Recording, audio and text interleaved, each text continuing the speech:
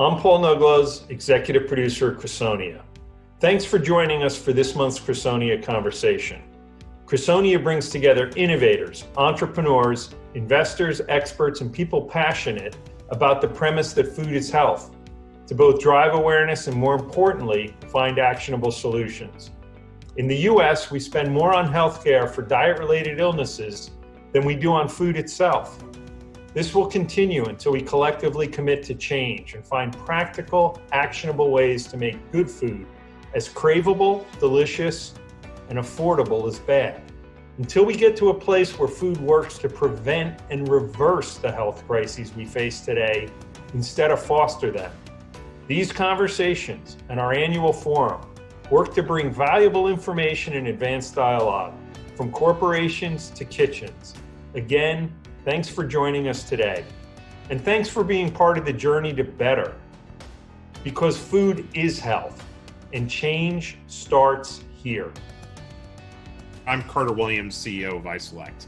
We focus on hard problems. One of those hard problems is Americans spend $1.6 trillion every year on food, but spend nearly $2 trillion on diet-related illnesses like type 2 diabetes, obesity, and cardiovascular disease. Each of these is fatal in their own rights.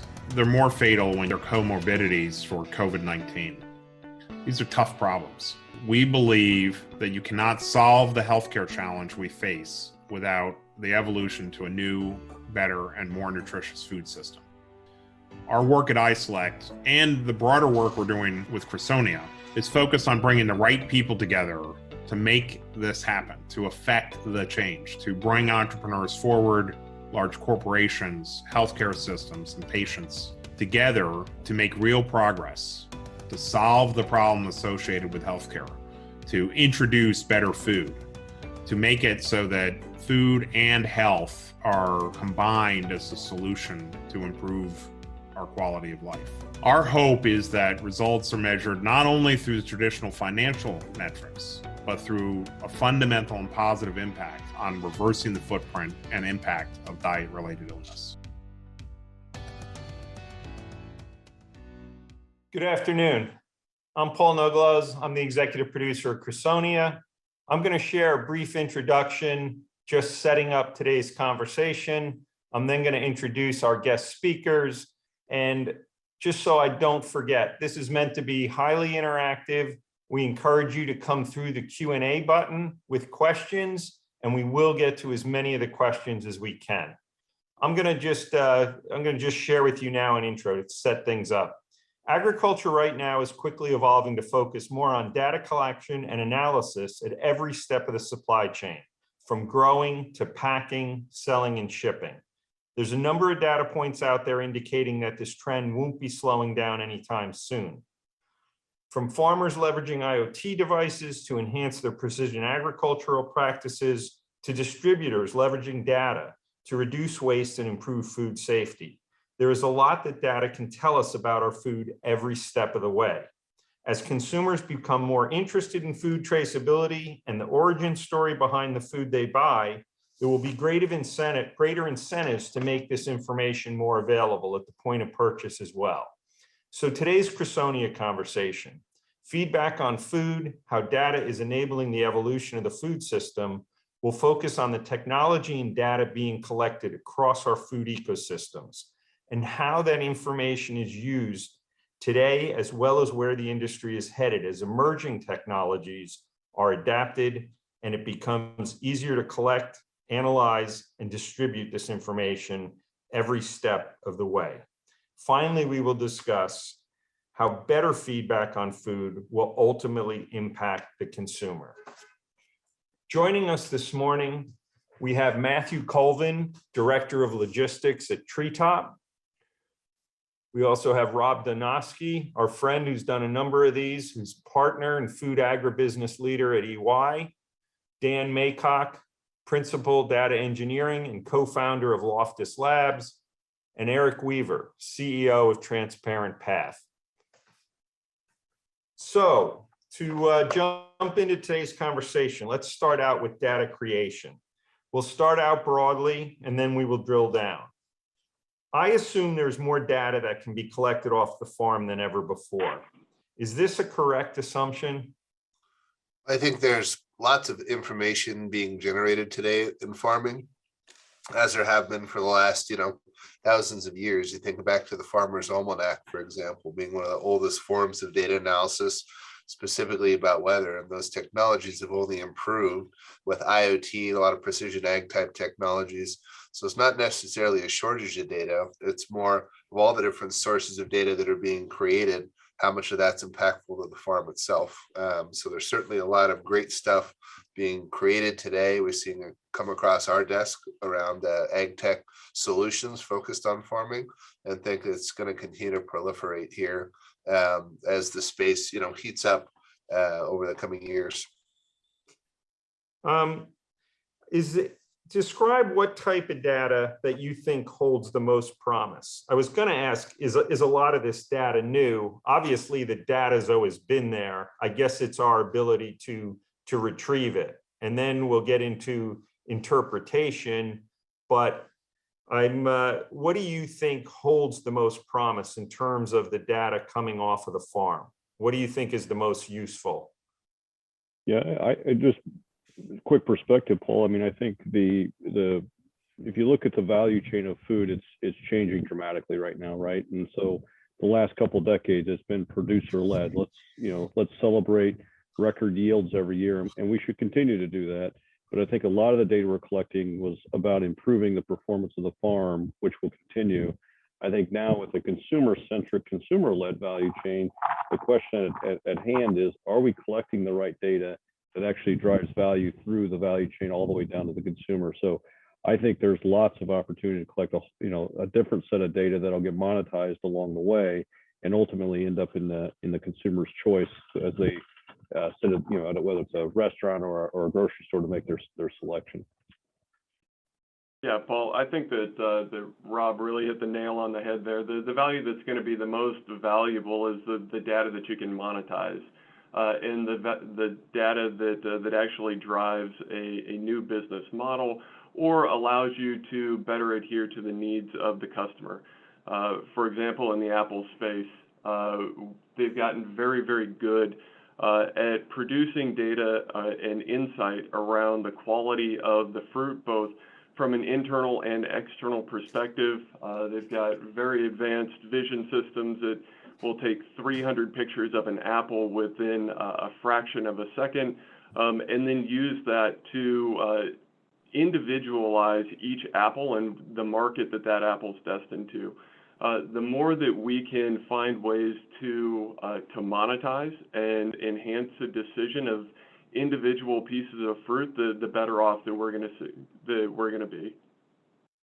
And I think too, as you start to see more in the last mile, a lot of demand for different kinds of data from either retailers, consumers, regulatory issues, that's going to push that down to the growers level, and it's going to prompt them, if they aren't already doing it, to collect data in new ways, because the data is either regulated, at which point you're required to capture it, which point it's about improving the data collection, or it's going to be new use cases that come up being mandated by the retailer that's going to push it down to the packers and growers as well. So you can see a lot of that change either focused around yield maximization, the growers themselves adopting those practices, but also see a lot more requirements coming further upstream in terms of what type of data gets collected and how it gets used.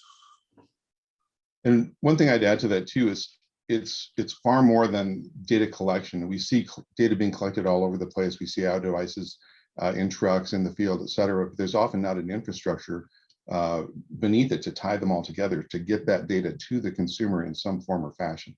They're often point solutions that are disconnected. So I think that's an infrastructure issue that we have to address.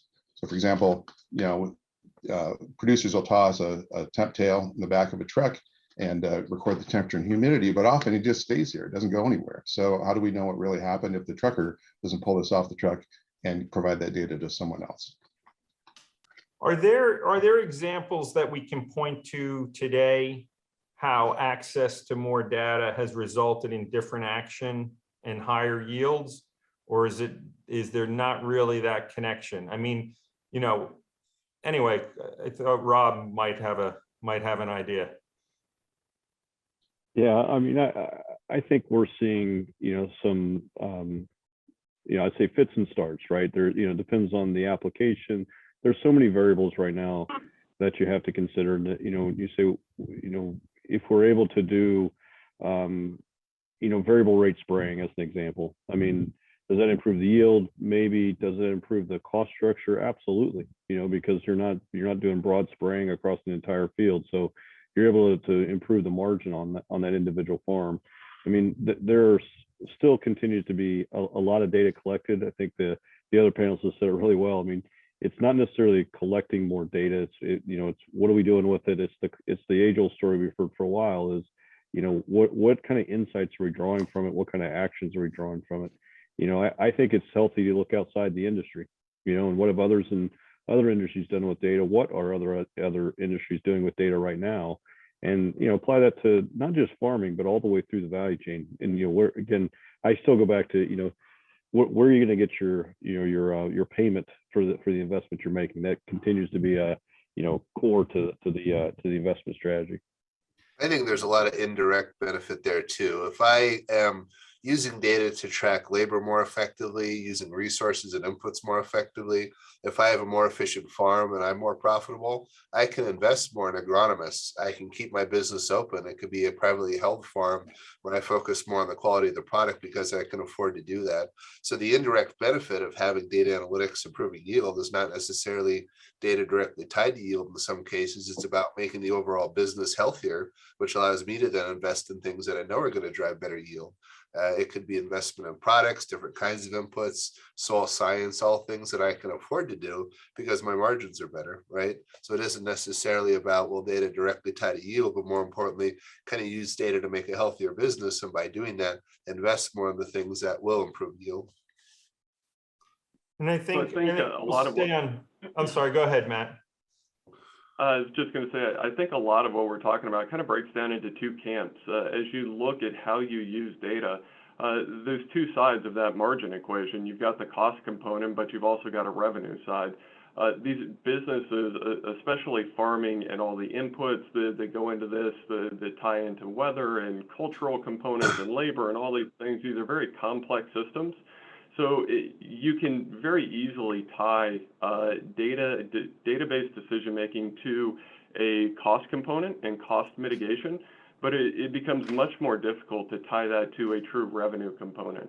And that's where a lot of the high level, the step change growth is going to come from, and the adoption is going to come from when you can start to tie not just cost mitigation activities to these decision points, but clearly linking data to your revenue growth as well.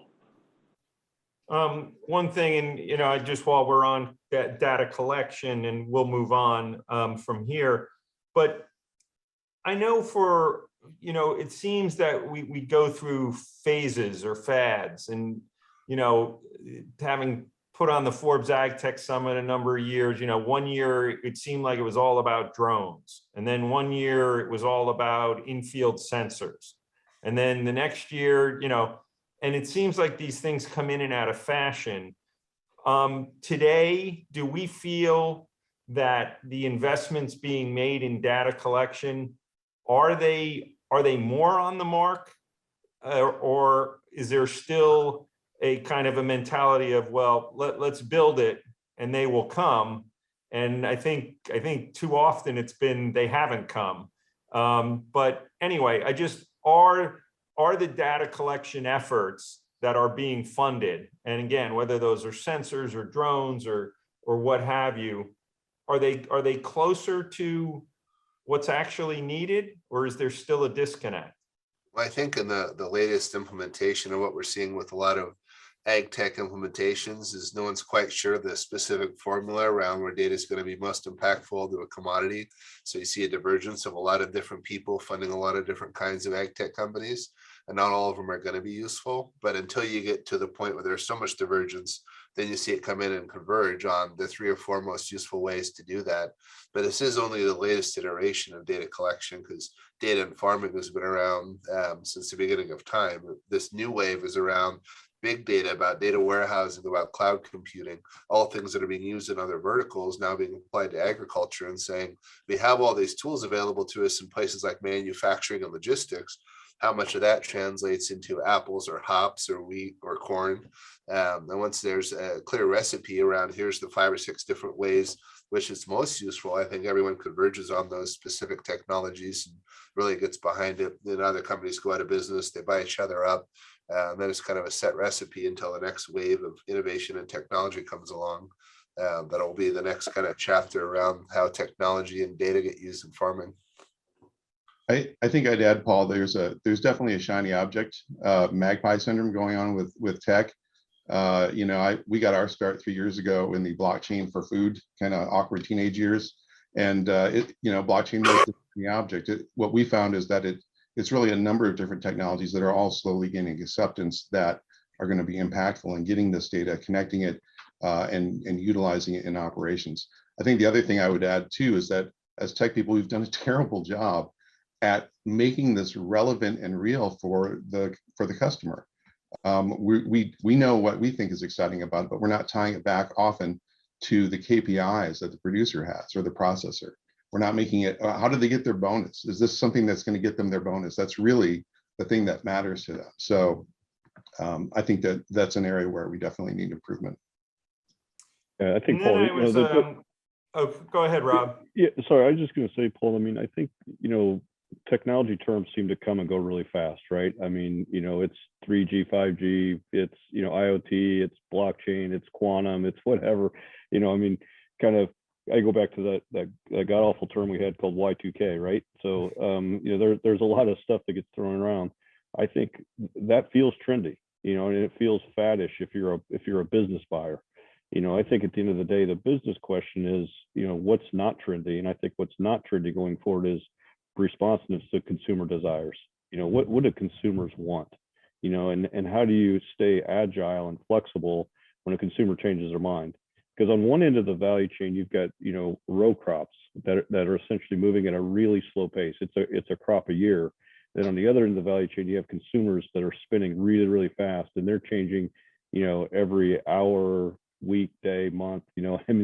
So how do you stay, agile and give them the data they want when their minds are changing so quickly? I think that consumer preference is not a fad. That consumer-driven value chain is absolutely a driving force, not a trend or a fad at this stage.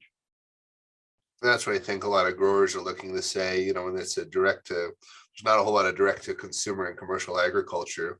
As those consumer trends are changing, it's not necessarily a marketing strategy, but the marketing strategy and the consumer trends and the retail buying predates 2 or 3 years out what the growers end up having to pivot to and saying, well, apples aren't sexy anymore because there's too much fructose. So millennials don't like fructose anymore. Now it's all about blueberries. Well, that's a 3 to 4 year investment to grow blueberries, because now blueberries are a superfood until blueberries get saturated.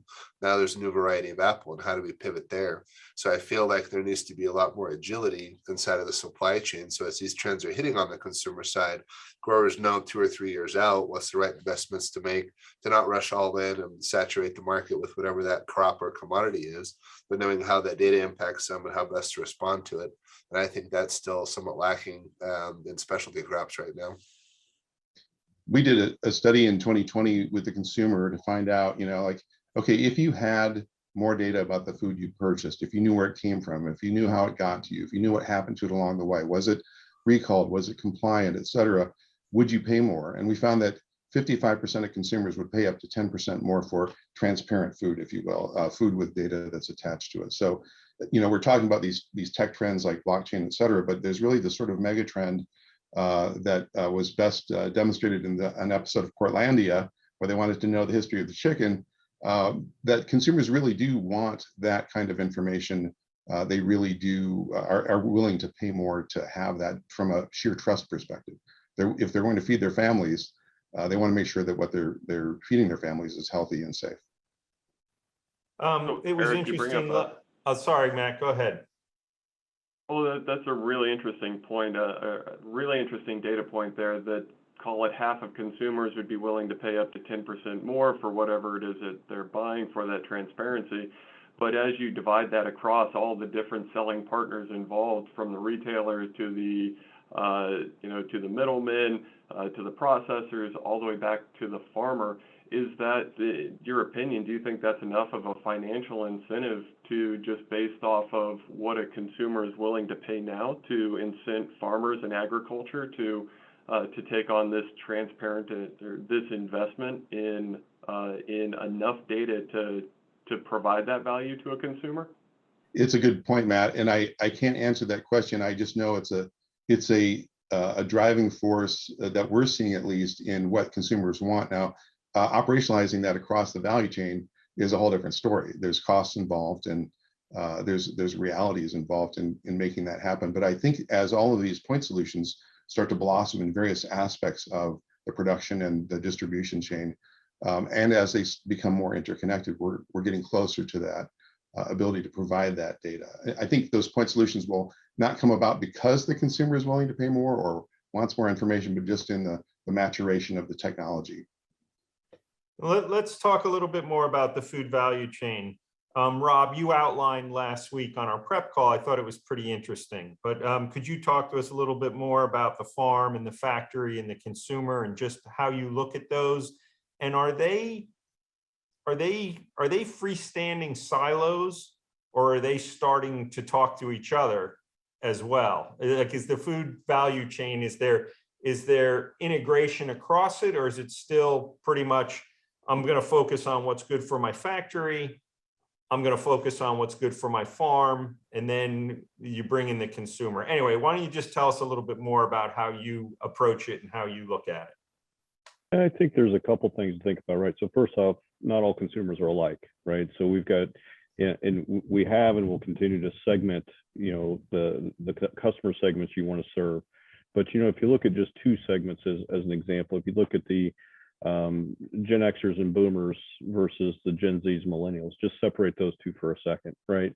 Their attitudes towards food are massively different, and, Boomers and Xers have been, conditioned, trained that, what, food is a necessity.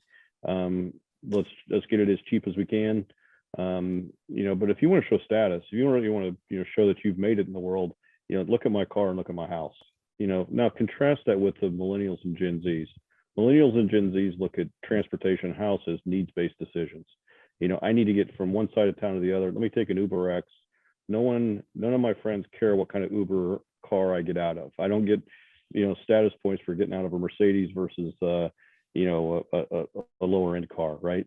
But when I show up on Monday and talk to my friends like, hey, what'd you do this weekend? When it comes to food, you know what? I shopped at Whole Foods is a different story than if I shopped at a discount grocer, or if I went to a fast casual chain with some friends. That's different than if I went to a restaurant it takes a month to get into. So food becomes status in those generations. And so I think you start to have a very different population and a relationship with food.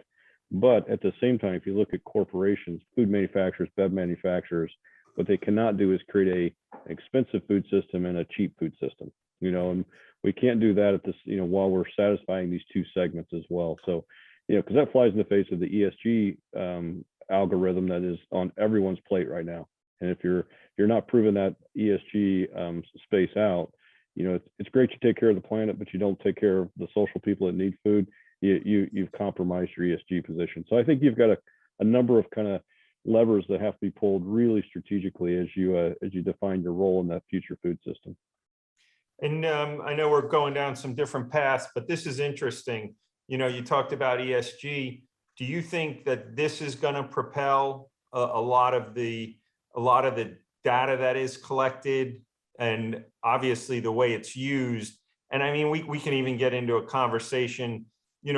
I've been trying unsuccessfully to get a real grip on carbon and on carbon credits and what that's going to mean to the supply chain.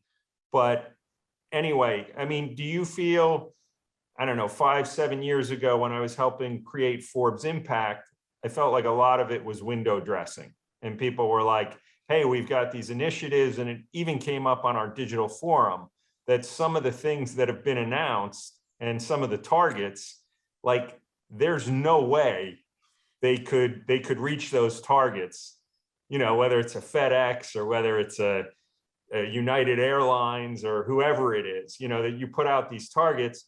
So anyway, I'm interested in how data collection, do you think that's going to be a big impact on what data is collected, how it's interpreted, how it's used? I think it comes down to, on the growing side, what's going to drive the best return for my product. So if I can justify technology that's not just going to improve the yield, but the quality of my product, that's going to be a worthwhile expense because it has a payback period of 12 months within a harvest cycle.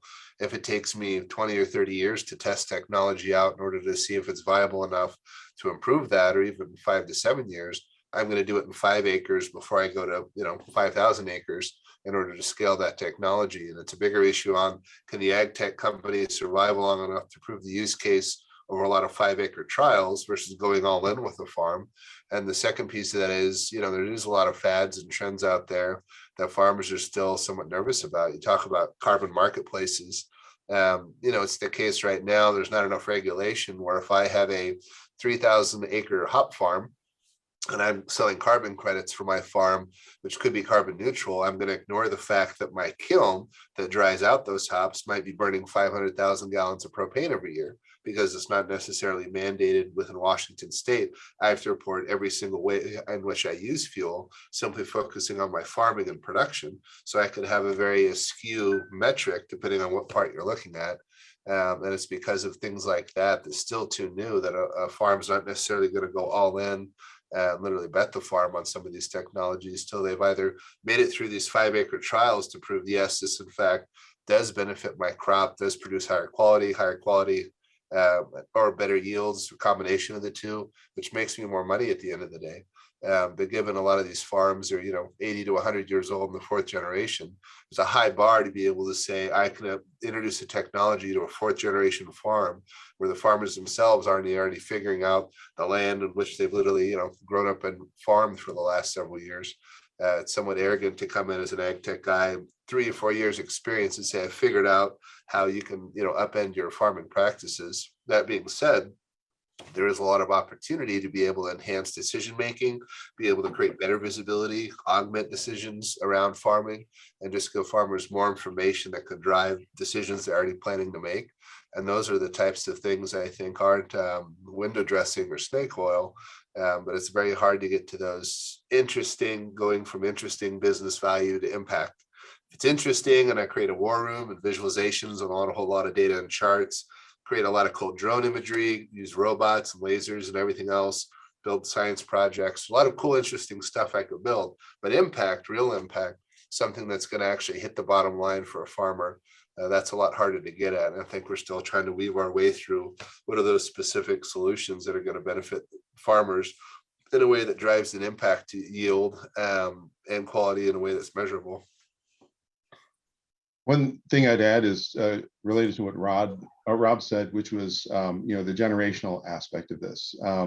We're seeing, I think, I don't remember which consulting firm published this data, but as of 2019, 51% of consumers were interested in more than just price, taste, and convenience. So that's that Gen X versus Gen Y and millennial trend happening. And they're interested in the knowing if you're ethically sourcing or if you're sustainably farming.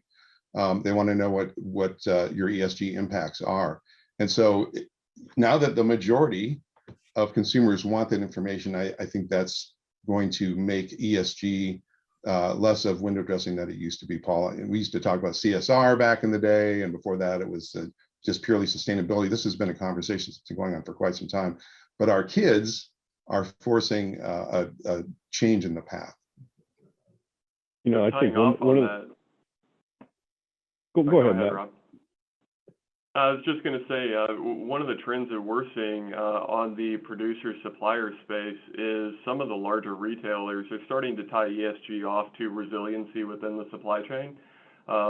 We don't know exactly how serious they are about it, but we're definitely seeing the questionnaires around what products are you supplying us, how many lines are they produced on, what's your contingency planning in the event you have a labor outage, you have a strike, you have a natural disaster, something like that. So we're starting to see this idea of resiliency kind of be lumped into this ESG mindset. And the real question in my mind is, I don't know how heavily that weighs into a true pricing decision or a true purchase intent decision. And I think only time will tell, but it's definitely a trend that we are seeing start to emerge. Yeah, Matt, I was a very similar spot that you were, right? So, I mean, I think this is similar back in the days of like data warehousing, and we could run all kinds of reports, and somebody'd say, hey, can you run me this report? Or, I need this information. We used to challenge that a lot, and we'd ask the question, what decision are you going to make when you have this information? What's the impact on your decision? And a lot of times, if you couldn't answer that, then it's just informational and kind of notational. But now the question is, if you're going to collect data, somewhere along the value chain, what decision are you looking to influence? And I think we're up to 8 or 9 versions of our future consumer index, and 74% of consumers say they'll make a buying decision based on the company's sustainability and the product sustainability, and they're willing to pay a premium for it. Okay, that's a decision. How do I influence that now as I go through this? So if you think about this simple fact, 99% of consumer choices inside a grocery store, 99% are made at the shelf. You don't walk into the store, knowing exactly what you're going to buy. If anyone's like me, our shopping list says peanut butter. It doesn't say here's the brand, here's the size, here's crunchy, creamy. It says peanut butter. So 99% of those choices are made at the shelf. So now what data do I need to collect to influence that decision that happens 99% of the time? I think that's the fundamental question you ask when you think about what data do you really want to start collecting. Dan, did you have something to add, or? I think with that, if you're looking at creamy peanut butter versus chunky peanut butter, and that's the retail trend, as I was mentioning earlier, how does that tie back to the peanut farmer? Because if you go to a peanut farmer and saying this type of analysis is going to provide you this kind of benefit to know what to grow and how to grow it in order to meet that trend, and you're going to drive X% more demand for this particular variety of peanut versus this variety of peanut because everyone wants extra chunky, that's where I think you have a 5-tiered system from the retail, consumer, retailer, distributor, packer, and grower. And that isn't necessarily aligned where a grower knows those trends, how it impacts them, and what variety to do, until perhaps it's too late to respond and pivot in a way that's going to be most meaningful on the consumer side. But if you produce more of that information and build the supply chain, which the grower is informed of those things and knowing how to act on that. So 2 or 3 years, into the crop, they can produce extra chunky peanut varieties versus peanut varieties that are better for smooth peanut butter. That's where the data starts to really make sense. Do you consider the application of data farthest along in any particular segment? Is it the farm? Is it the factory? Is it the consumer? I mean, can you point to one and say, wow, well, they really seem to get it, or they really don't seem to get it? Is there any way to do that with those 3? I think, when I look at what data is most meaningful, it's going to be anything around regulations. Nobody wants to get fined, so food safety is going to be a big deal. Traceability as it relates to supply chain, because it's mandated. I track that. Certain commodity types like cannabis are incredibly data rich because that's what the state of Washington requires of that particular commodity. So it starts on the regulatory side. Anything around labor, for reporting purposes is going to be important. But also where the greatest pain point is. So we're seeing a lot of interest in labor from the fact that Washington State no longer has an overtime exemption for agricultural employees or employers. So, that's become a much bigger deal because it's the biggest area of cost. It's the biggest area of uncertainty around how to pivot my business to respond to that. We're going to see water become a bigger and bigger deal as climate change continues to be a thing. But it's going to be the most pressing areas, which drives the greatest costs or is the greatest pain if I'm not tracking and sourcing that. That's going to be purely a function of business need. So let's move into a conversation and let's talk about incentivization, because I think that's where you're headed with this. So Dan is saying, regulatory is probably going to be the biggest prod or prompt. Is it true that many farmers and factories have the data, but don't really have any idea what to do with it? at this point? And is that maybe because a lack of incentive? And we can get into the whole conversation about, you know, farmers' unwillingness to share data. And, you know, if there's not an incentive, maybe that's behind the unwillingness to share data. Anyway, I'd like to get into, you know, talking, I guess the first question is it true, you know, that farmers and factories have plenty of data? It's just that they either don't know what to do with it, or there's not a clear financial incentive at this point to share it or to do it. You know, Paul, so one of the things that I've seen across my career is that, and I completely agree with Dan, in many cases, the regulatory aspect is the catalyst for changing operations, for collecting additional data sets because of the reporting requirements. What you see, however, oftentimes, and this kind of leads more specifically into your question, is how is that data used across the organization? You know, most times when you have regulatory data, it gets captured, it gets dropped into a singular database for a specific point of use, and it never really sees the light of day.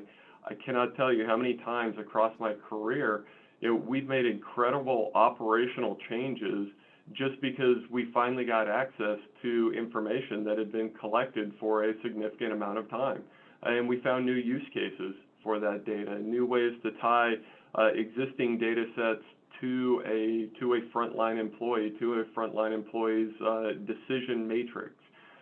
So even in the manufacturing environment, I would probably say, especially in the manufacturing environment, which is heavily regulated from an OSHA standpoint, heavily regulated from a food safety standpoint, you know, that is some of our lowest hanging fruit, is getting granular levels of data and tying it back to frontline employees' decision making.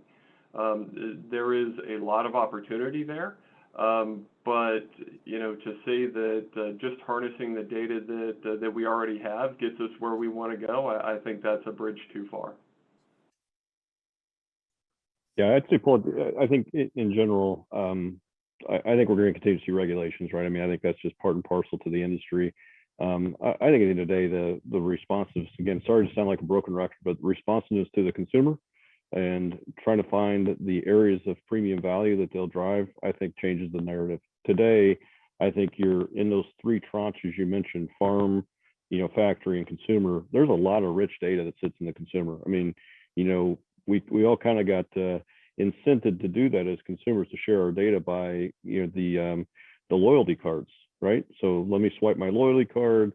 That'll, you know, prompt coupons to come to my house. So I can save money on my food. But in turn, what ended up happening is there was massive amounts of data collected on what I was buying, you know, and, you know, companies like IRI, Nielsen, you know, aggregated that data. They sell it back to food and beverage manufacturers so they can make, you know, really informed decisions on product development and placement and pricing and lots of things, right? So, so that's pretty interesting on the consumer side. We don't have that kind of fluidity on the farm side.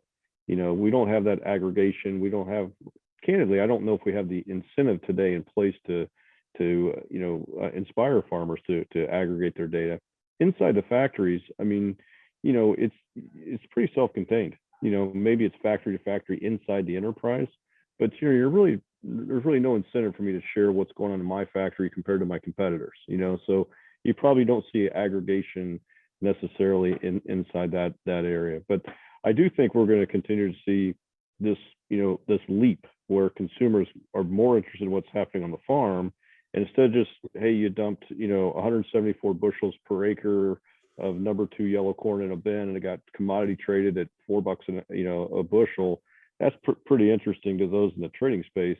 But now you tell me that you put in corn that was sustainably grown over cover crops and so forth. And as a discerning buyer who values sustainability, I actually am really interested in that, and I'm willing to, you know, potentially pay the farmer to let me know when they do that, because that's the kind of food ingredient I'm looking for.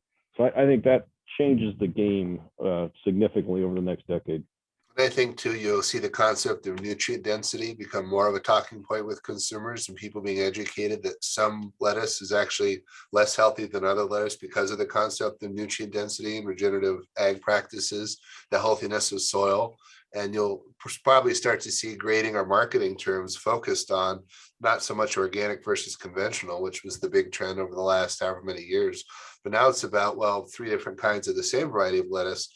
This farm practices regenerative soil, which makes this version of lettuce or this variety healthier because of nutrient density. I actually get more value out of that.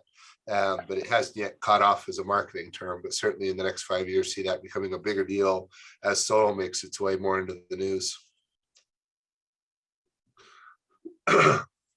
So one thing I wanted to jump on, Dan, you had brought up a little bit earlier, you had talked about cannabis. And do you think that this could potentially serve as a template from a regulatory perspective? Is that part of it, or a reporting perspective?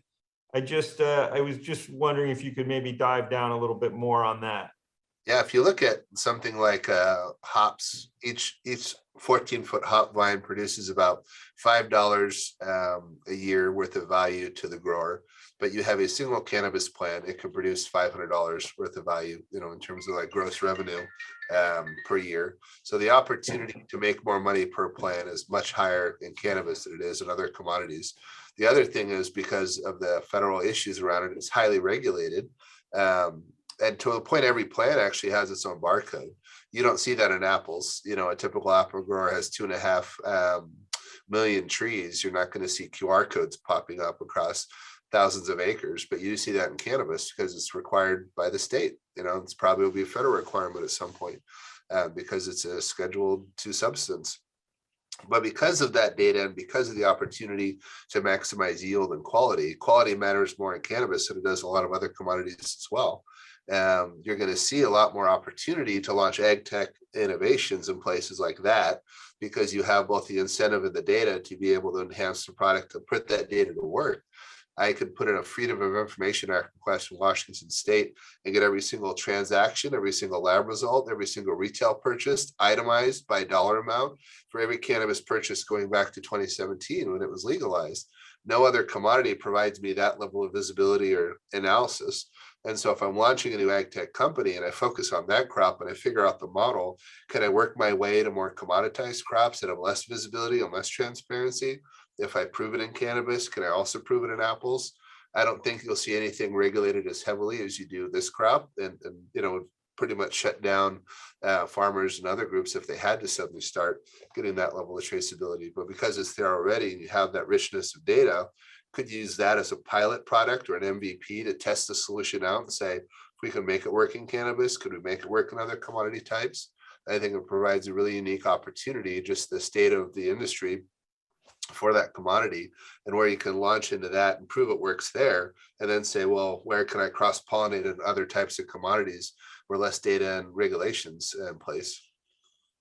Yeah, I'd add to that cannabis has the border issue, the GPS issue, making sure that the product doesn't cross state or national borders.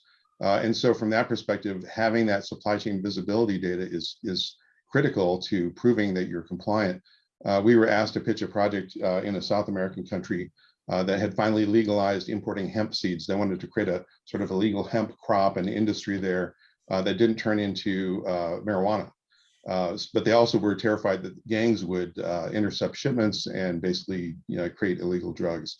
So as part of that pitch, one of the mandates was, can you prove where this product is at all times?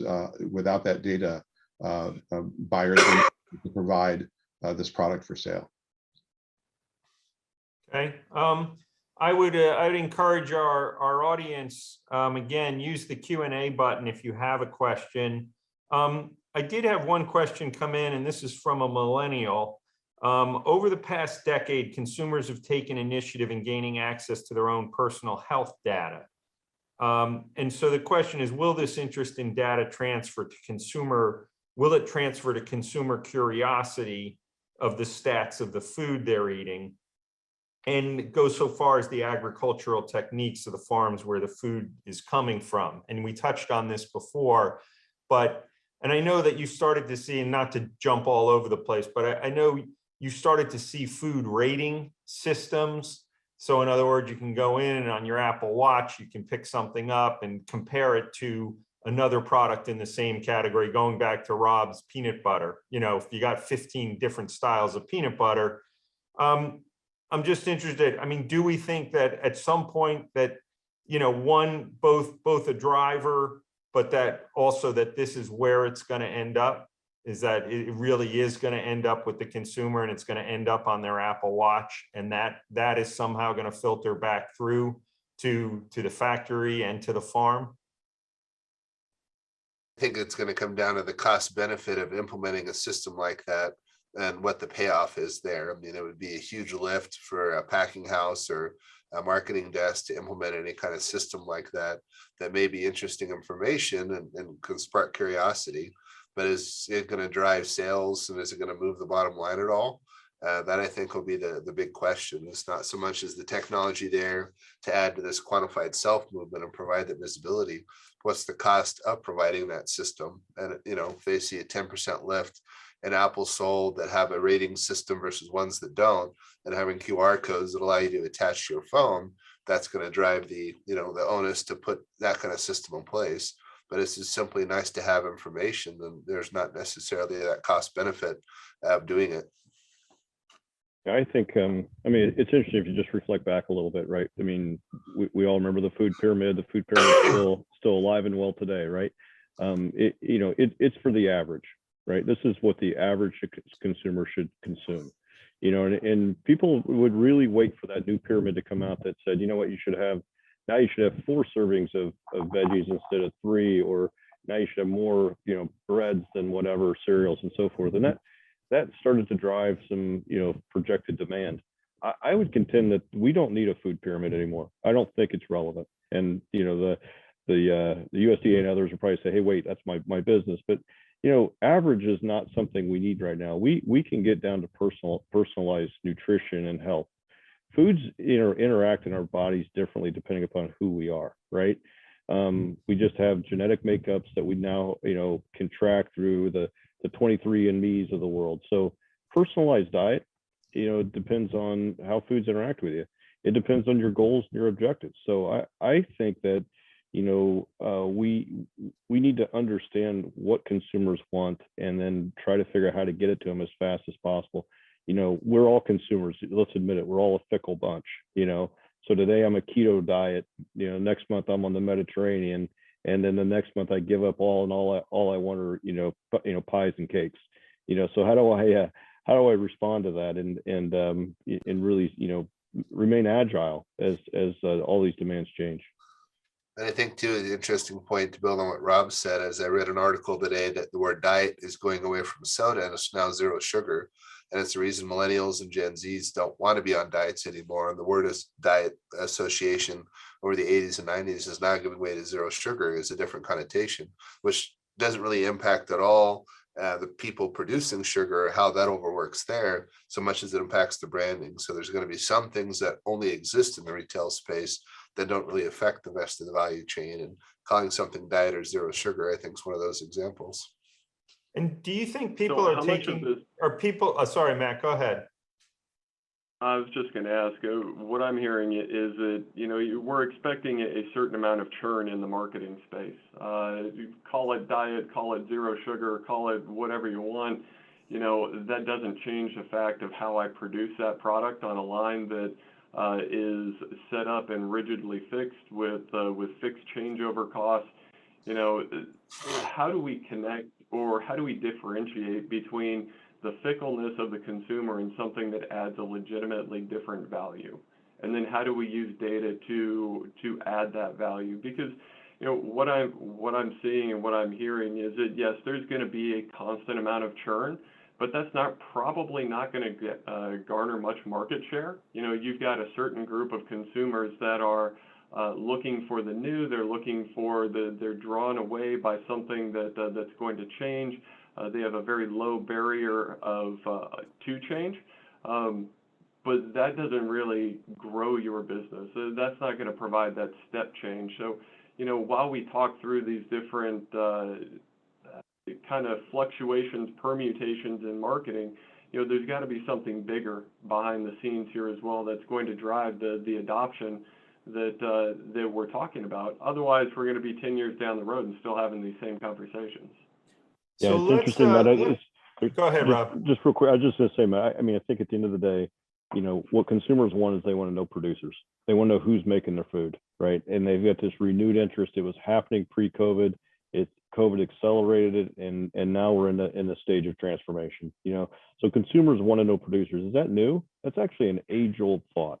Consumers and producers used to sit right next to each other. And you go back only a few decades, and you had your butcher on one corner, you had the florist on another, you bought your veggies at the farmer's market, so on and so forth. I mean, for Pete's sake, Alice knew Sam the butcher at the Brady Bunch, right? So that's really nothing new. And oh, by the way, milk was delivered to your house, so home delivery is nothing new either, right?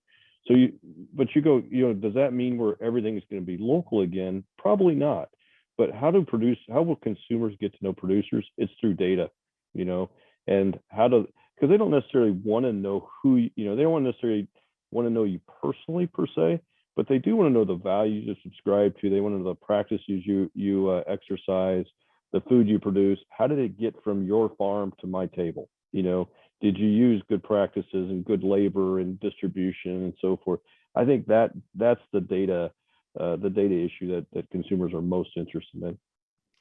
Let's in the time we have remaining, let's talk about one thing, and Matt, you made me think of this, and we're talking about consumer trends, consumer fads.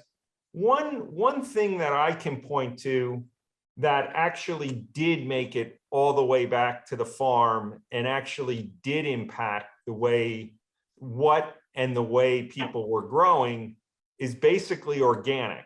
And like 5 years ago, it was such a juggernaut, and everything was organic. And if I'm not mistaken, it did go all the way back to the farm, and it did impact what people were growing, how they were growing it, getting the organic certification.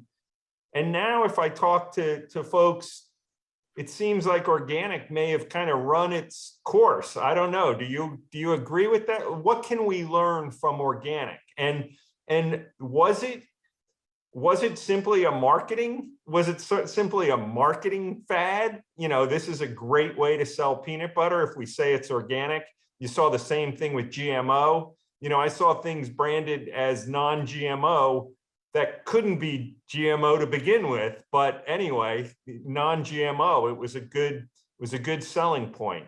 Anyway, I'm interested because to me, like organic's one thing that maybe we do point to that we say, hey, you know what, this did actually make it all the way back to the farm. What have we learned? Have we learned anything from that? And where is that headed? I'll add a statistic that I read that came out a couple of years ago that said 76% of consumers now believe that the organic certification is nothing more than a marketing gimmick. Now, if you've been a farmer producing organically and you've changed your workflows and your processes and your equipment and you've committed to this at a great cost, that is a stab in the heart of the desire to produce organic. And so there's a trust issue here, I think, that we're seeing a decline in trust. There's a report put out every year by Edelman PR called the Edelman Trust Barometer. It shows a steady decline in trust towards companies, and that's where I think this transparency drive amongst consumers is pushing for more information. And we're seeing that, like if you're an organic farmer, like I said, and you're producing at great cost an organic product, and no one believes it's organic, then why bother? So, this is my 2 cents. Anything else on that front? Yeah, I just real quick on that, Paul. I mean, I think the organic was conveyed to be meant it was conveying it's better for you, and so was natural, so was non-GMO. We can debate whether it's true or not, right? Right. But it all kind of conveyed this. It's better for you. Now, I guess the question I would say on just pure organic is, does regenerative agriculture really mean organic at scale? Is that really the next piece of this evolution? Because if you look at the number of times regenerative agriculture is mentioned in large food and beverage manufacturers' press releases, their quarterly earnings reports. If you look at the volume that word is used, or those two words, I guess, are used now compared to say a year or 3 years ago, it's off the charts. You know, everyone has a claim, an intent around regenerative agriculture, and I think that it conveys not just healthier for you, but it also conveys healthier for the planet and beyond. So I think that's maybe the next conversation we have around that. But doesn't at some point all of this come back to, and I'm going to take what you said there, Rob, about producers want to know their suppliers, and I'm going to change that a little bit to say producers actually want to trust their suppliers. And isn't this in a roundabout way of saying that, you know, with the ways that we found in food production to get around federal regulations, you know, there's something that I've coined the U factor, where when you look at a production line and you just intrinsically say, wow, we can do that, you know, that leads to a deeper conversation of, yes, data is a way that that consumers can get to know us, but it's also a way that realistically they can get to trust us or get to trust us again. And I think that there was a trust factor with organic.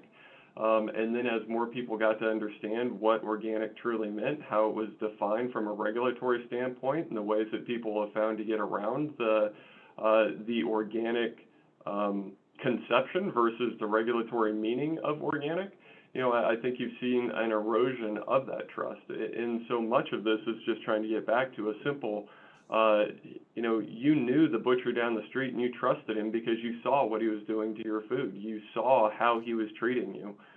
How do we replicate that from afar now? And I think too, you also see fair trade as another ag trend that works all the way back to the grower in terms of how they're paid and who they're paid by. You see farm to table is still a very strong movement of finding food that's eaten, that's grown within 5 miles. You know, you see a lot of CEA concepts, being able to grow cruciferous within the area of New York and making New Yorkers feel better about eating lettuce. It didn't make its way all the way over from California. I think you could get into some kind of healthy soil certification, as I was referring to earlier about soil density.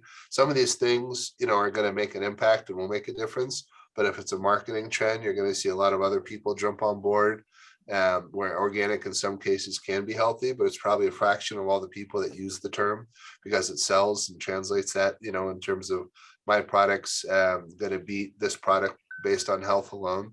So I don't see the end of these trends so much as what's the next wave of that thing. And 10 to 15% of them will probably be actually better for you. But, you know, you're going to see it as a marketing term for everyone else.